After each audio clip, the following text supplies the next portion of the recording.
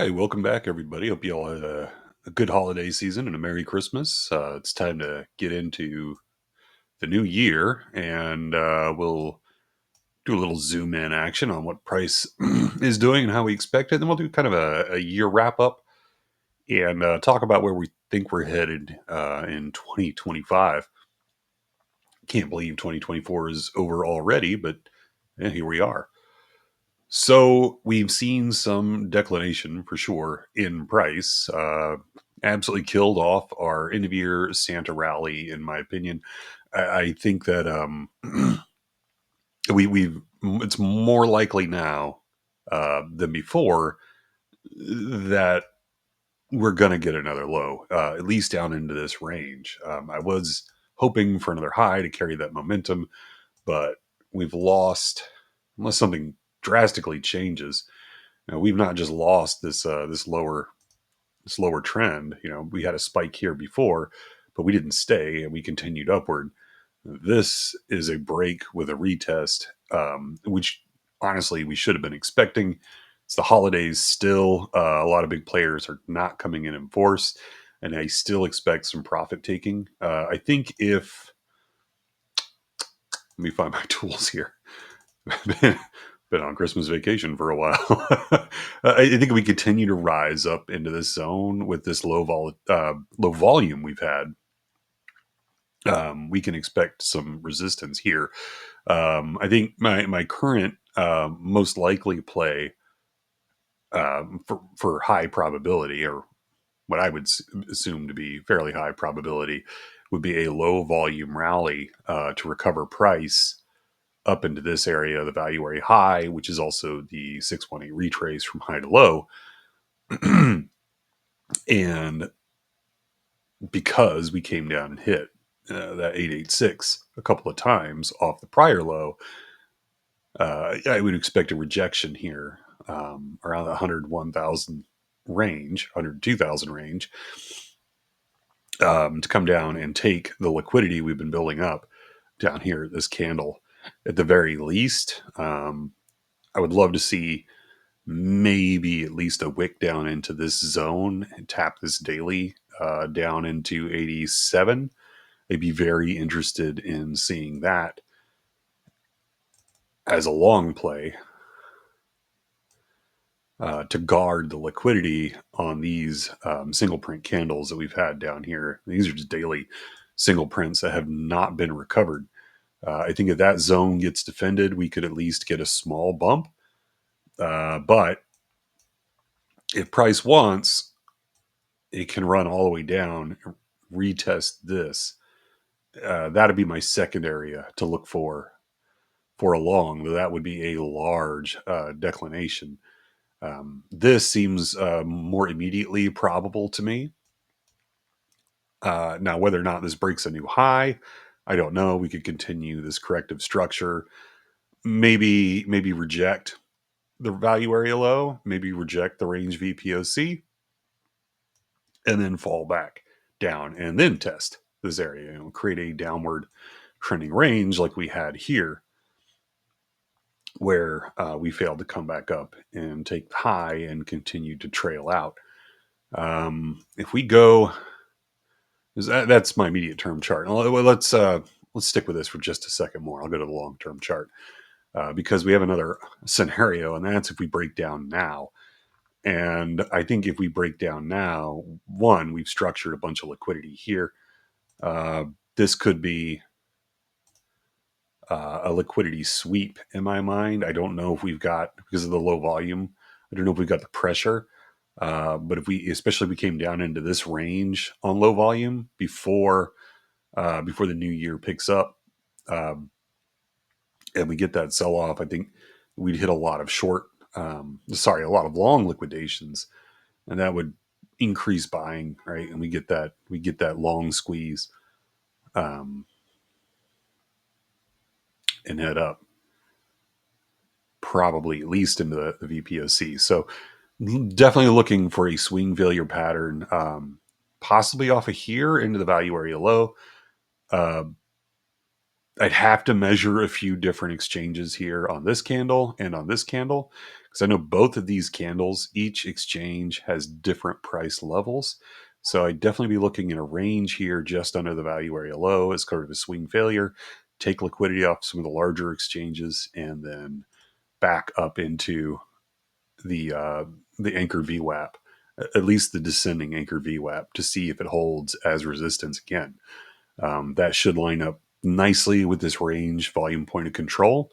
So we under low volume, we come down, we take the liquidity, and we come back up into a high volume node area with trending resistance. That's another scenario I'd like to see. So that would be my immediate long opportunity if we hit again under low volume conditions, maybe over the weekend. If we hit down under here and take this liquidity, I'd be looking for a long here, at least up here into the range VPOC. Um, Anchor that thing. Scenario 2 is opposite. If we rise under low volume over the weekend, make a small inner W type pattern, I'd be looking for resistance up here in the range value area high and here at the 618 retrace. And I would want to extend over these dailies. We mark them. I'm going to copy this. Grab the right point. There we go. And nope, doing that wrong. Here we go. Clone, and we'll pull that up to here. That's the daily I'm most interested in terms of high time frame resistance. I know we have another one here.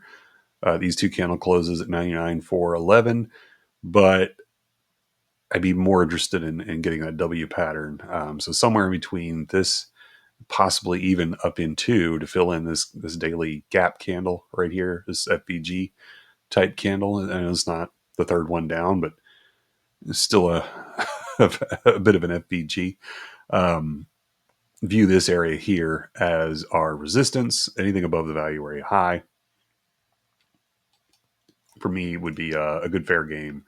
For looking for a short, I think that would come down into this range, and then that's the first range we look for a long that could possibly even break out of this structure and continue higher. This to me would look like a fairly corrective rollover. Now, if we do fail to go higher, if we just get a small bounce, which definitely set up some take profits here along the way, because if we just get a small bounce, we could come back down again to test that range. Now we'll talk about longer term scenarios. Let's go to our longer term chart. I still think that this is fairly probable. This kind of mirrors some of that, right? So maybe not all the way down into here. This is sort of my last bastion. We could just come in on this trend line, right? Because we have a lot of support here, prior range support. We have our ascending trend line support. We come back into it,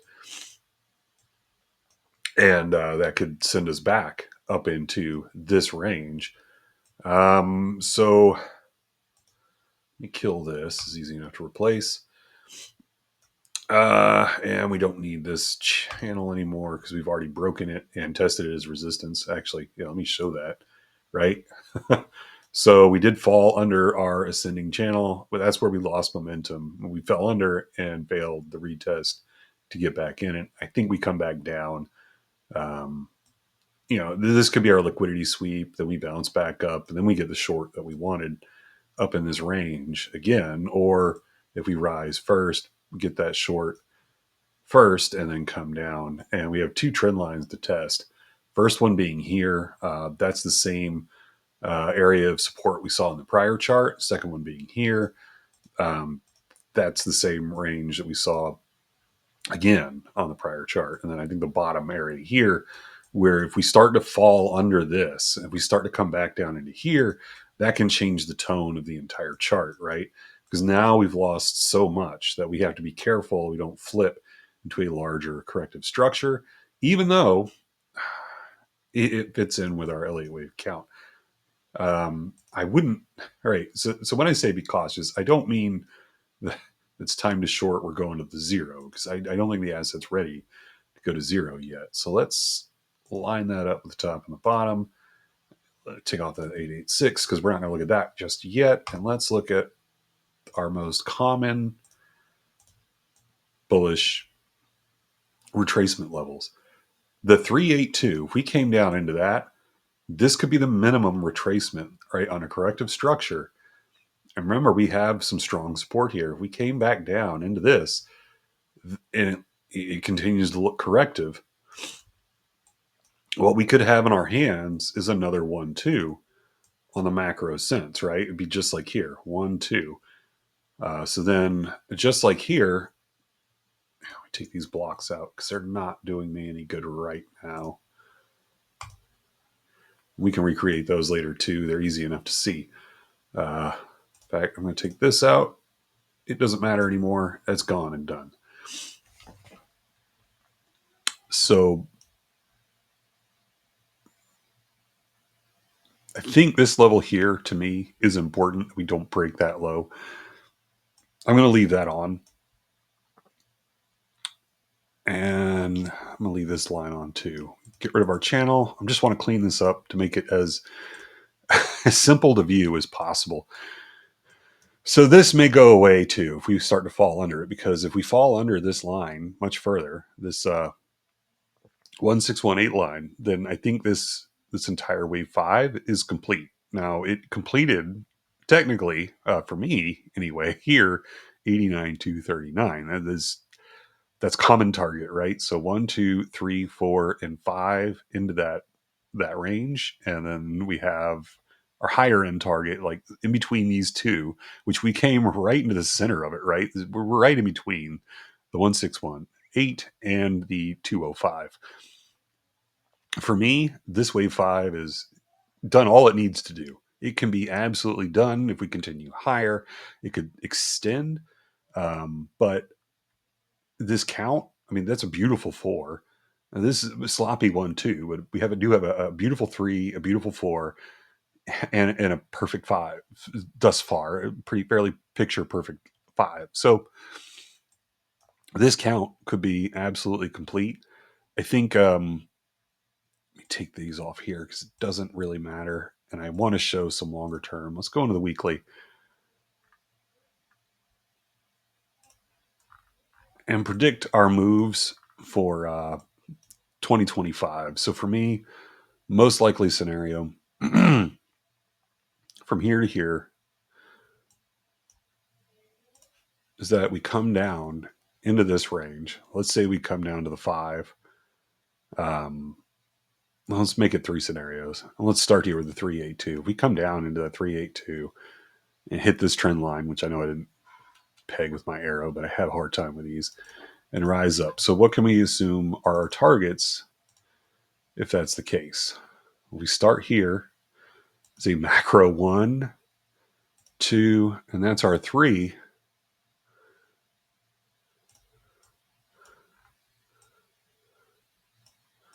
Then our common target is going to be here.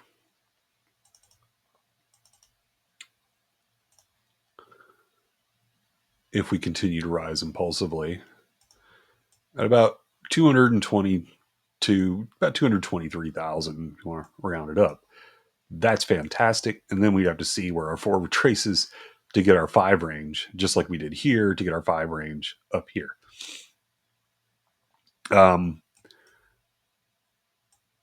be an excellent accumulation. So the most likely scenario, unless we just range sideways for a long time, is to view this range as prior, including the top, this prior wave 4 range as our next accumulation point if we continue down. I'm not bearish until we start to break under this wave 4 structure. And even then, right, we can hit, I just don't think it likely. We could hit that 786 because that takes us all the way down into support. So I think it becomes less likely we break this low, but that's still wave 2 in the wave 2 formula. I'd hate to see it. We'd lose a lot of momentum off of that. and change our trajectory targets quite a bit, because then we're looking at 185, and maybe that's more realistic. But it's all, again, it's all different. It's just a play on momentum. I mean, look at Nvidia. I mean, it's reached price levels that it probably shouldn't exist at. So if Bitcoin can do the same, we need to maintain that momentum like Nvidia had. I think if we sink in here again, it breaks some cyclical stuff, and we could be losing momentum as a whole. Now we have to figure out, well, what's the narrative for why it should recoup from 35,000. Um, but it's not lost down here yet. That would be almost a full retrace of everything. Um, Considering everything else, at 25,950, we break under that. Odds are very high that we're probably just going to go lower, or this is the range Bitcoin exists in now, and maybe the hype is done until it continues to fizzle out and then cease to exist for whatever reason. Whether it's quantum technology or something else. I mean, getting a rebound into the 1618 from here at the 886, especially on a macro term like the weekly, very rare. So that's where you really want to be cautious. That's why you take profits on the way up, just in case these scenarios happen. Now, how likely is this? I don't think it's that likely. I really feel like our major supportive structure is going to be here in that wave four. If we start to lose that, then obviously something else is going on, and by then we'll know it. Um, but yeah, short term, we're looking here at 89, 239, kind of in that range, that upper 80s range, to see if we can't get one more high out of this wave five. If we break under that, then we're looking at reaccumulating in the range here of the prior wave four. I doubt, if we keep momentum, I doubt we'll be in here long. This will be a quick visit, and then a push out into where we're looking for that, maybe 180 to 222, depending on where we eventually land. Like if you want to put it at a most common retracement of 1618, that's still putting you at 200,000 for a 123. Um, and we'll have to check on volume two on the way down. How big of a player does volume come in? I actually need to put it back on my chart. How big of a player does volume actually come in at? So we had enormous volume here. These have become single prints into that range. So for me, coming down into this to cover these gaps, these big single print volume gaps, to recover them, not a problem whatsoever. That should be expected. And I think that's why my main targets would be between here at 73, just testing the top of the range, down to that sloped line to recover all of these two volume well, all of these, to cover these two weekly volume candles, and possibly that slower slope came down and tested that. Probably about 66, mid 60s. That for me is probably as low as we go. We can also, let's add something else onto the chart. Let's test an anchored VWAP from our very low, right? That's coming in as support as well. If we continue to fall, we'd hit that at 50,000. If you want another one, we can check the low here, the wave four. That's coming in right here at the top. Um, so I do see this absolutely as our May 1st major support on a macro trend level. If we continue to fall, about 74. Be very, very heavily invested into looking for buying and spot position holds, not just on Bitcoin. I'd probably pick it up, the ETFs as well, and maybe even some leveraged ETFs, just to grab in this range. So I've gone over Bitcoin quite a bit now, and I'd hate to gloss over the other two. I may make another video on the indices where we're just looking at Bitcoin today. So we just have a lot of information. Let me pull up the Bitcoin dominance chart, because I think this is important as well. Where we've had, I was hoping to get into this range, we just missed it. You see, we hit this little resistance level here just under that 60%. Actually, did we get to 60? Because that's a little over. Yeah, I think we just was the high 59.92. Like just missed 60% on Bitcoin dominance. I think we can continue to ride up. Zoom out a little bit. Look at that on a macro level. Like we hit that kind of trend rising VWAP. Like you could put it in other places. It's all going to be about the same along this trend where it came down and it tested that, which was also our first area of support that we marked in the box as we were struggling up here. So Bitcoin dominance fell. It rose back up. I'm looking for another high in it, um, which it doesn't have to have. It could be failing at this midpoint. It's until we fall out of this channel and test it bearishly. I think that because rising back into it, you know, brought it back a little bit. I would like to see some structure form. Are we far enough? It could be far enough. It's not picture perfect, but we do have some structure here now. And this could push us either back down into the bottom of the channel. We get another rise. Maybe that's the fall. Because look, when the markets fall and the altcoins fall, they typically fall faster than Bitcoin, which pushes Bitcoin dominance up as well. So it's either Bitcoin surging up or all the markets falling down. It's going to rise that Bitcoin dominance. I'm looking for it to double top. I mean, look, could it come up here? It could, but it's not giving me that indication. Right now, it's showing weakness in the channel. To me, it looks more likely that this channel is going to fall out the bottom and that Bitcoin is coming down in here to test some lower ranges. And if it does that, let me turn these vector candles off. They don't matter here. They have nothing to do with Bitcoin dominance.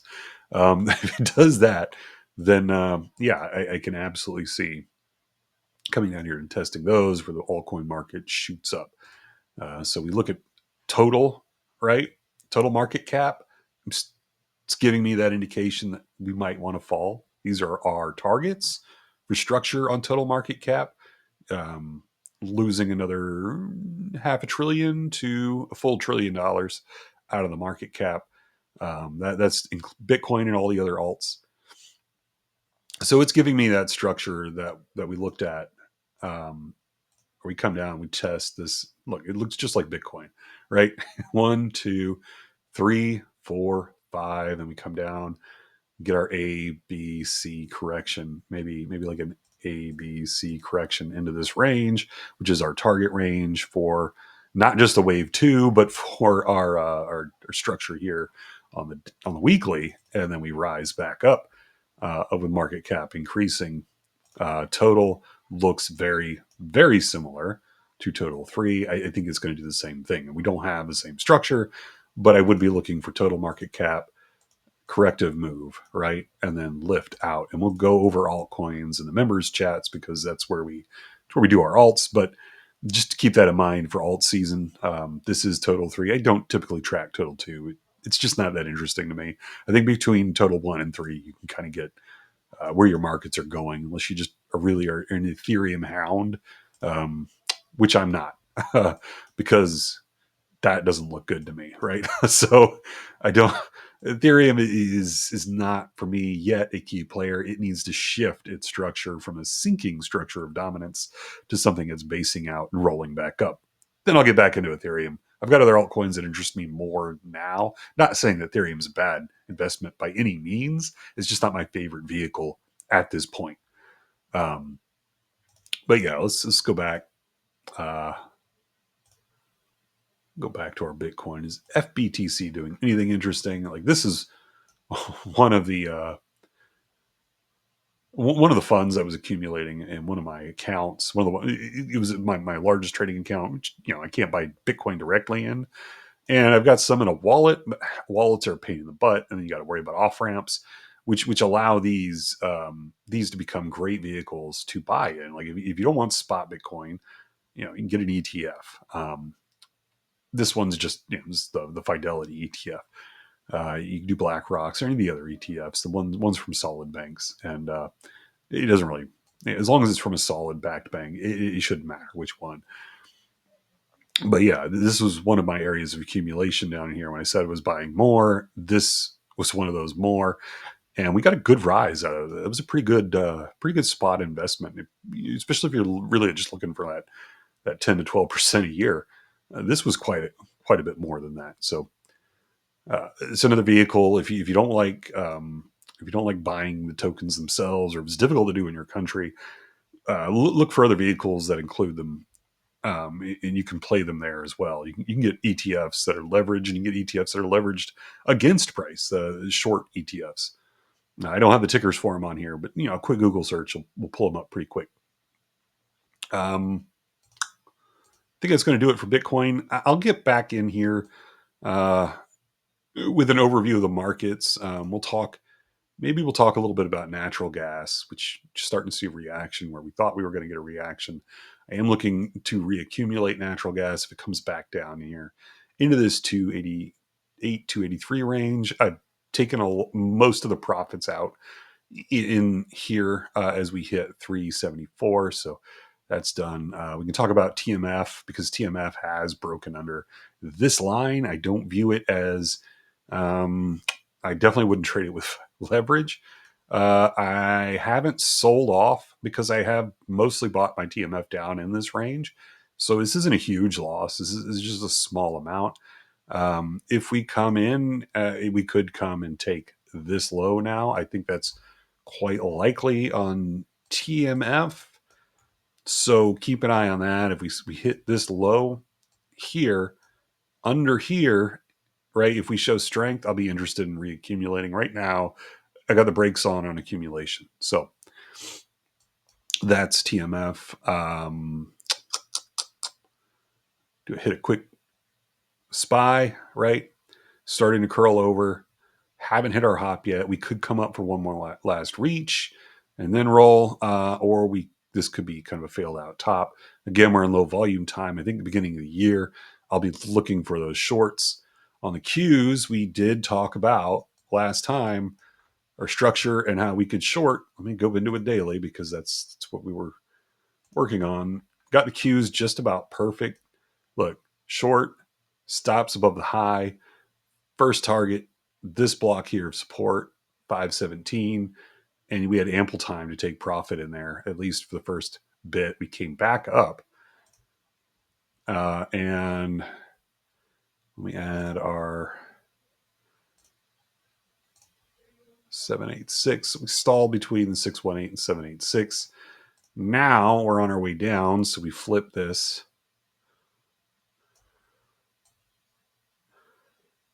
And we look for support. And we may find it here at the 618, which is our gap support.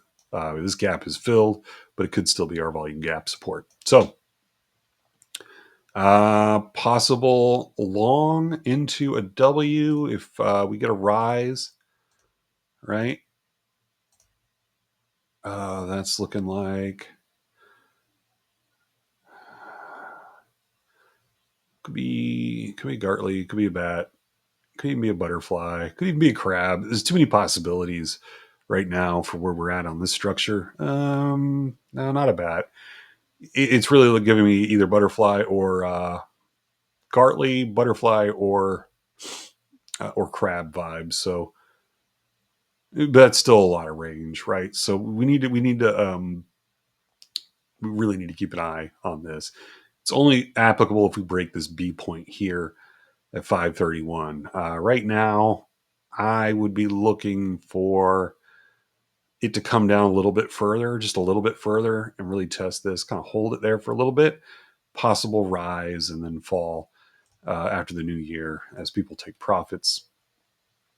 Or this could be it. If we break this low, then we're looking at 3 waves down. Easy is our first indication of corrective into our target range that we've had here from structure. The Qs have provided the most structure. So yeah, next video, I'm going to concentrate on the indices. We won't go over Bitcoin as much.